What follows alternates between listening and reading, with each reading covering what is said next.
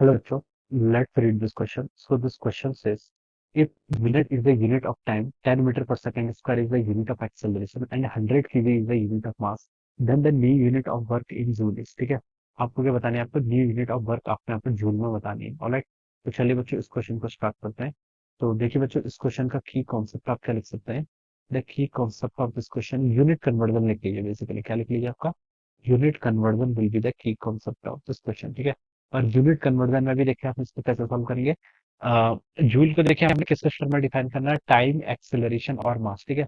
Joule क्या होती है? आपकी एनर्जी, ठीक है? एनर्जी की यूनिट क्या होती है? देखिए आपकी M L two T minus two, ठीक है? ये तो आपकी जूल की यूनिट है, ठीक है? इसको हमें किस किस पैटर्न में दिखाना है? सबसे पहले आपसे बोल लेते हैं, minute is the unit of time, time में दिखाना है, ठीक है? तो टाइम के मान लीजिए आपकी क्या प्रोपोर्शन है? आपके एक्स से प्रोपोर्शन है, ठीक है? टाइम पर डिपेंडेंसी बतानी है। दूसरी यूनिट ऑफ एक्सेलरेशन, एक्सेलरेशन पर डिपेंडेंसी बतानी है, मैंने वाई से बोल दिया।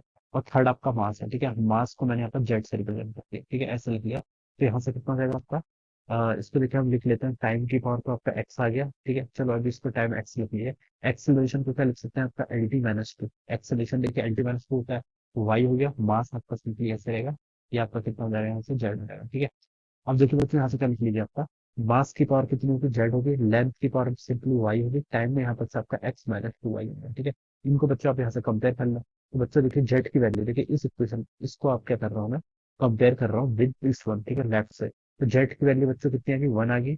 वाई की वैल्यू बच्चों यहाँ से कितनी आ गई? टू आ गई। और आपको क्या पता चल रहा है? एक्स माइनस टू वाई की वैल्यू बच्चों यहाँ से माइनस टू के इक्वल है, ठीक है?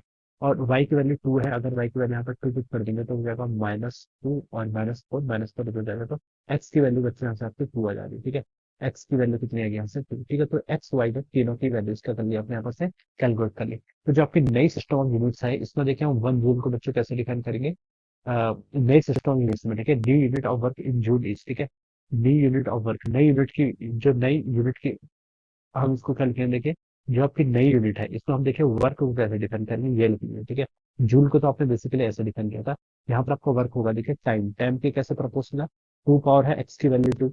ये एक्सीलरेशन पर देखिए कैसे प्रोपोर्शनल है? टू प्रोपोर्शनल है। और मास, मास पर मास की पावर जेड, जेड कितना है? वन, तो वन पर डिपेंड है, ठीक है? ये आपको आ जाएगी। अब आपको नई सिस्टम ऑफ यूनिट्स में बताना है, ठीक है? नए सिस्टम ऑफ यूनिट्स को देखिए मैं कैसे लिखूंगा। If minute is a unit of time, नई सिस्टम ऑफ यूनिट्स में टाइम की यूनिट क्या है? मिनट। पहले क्या होती थी? सेकंड, ठीक है? तो अभी क्या होगी? मिनट। मिनट को क्या लिख सकते हैं? 60 सेकंड, तो मैंने इसको 60 सेकंड लिख लिया। डिवाइडेड बाय, पहले टाइम की यूनिट क्या होती थी? 1 सेकंड, तो मैंने इसको ऐसे रहने दिया। टू दी पावर आपका टू आ गई, ठीक है? एक्सेलरेशन, ठीक है? यूनिट ऑफ एक्सेलरेशन कितनी? यहाँ पर 10 मीटर पर सेकंड स्क्वायर देखिए। पहले कितनी होती थी यूनिट एक्सेलरेशन की? 1 मीटर पर सेकंड स्क्वायर। अब कितनी कर दी? 10, 10 मीटर पर सेकंड स्क्वायर, ठीक है? मैं यूनिट्स भी देखिए यहाँ पर लिख ले रहा हूँ ताकि कंफ्यूजन ना हो, ठीक है? मास, मास देखिए क्या होगा?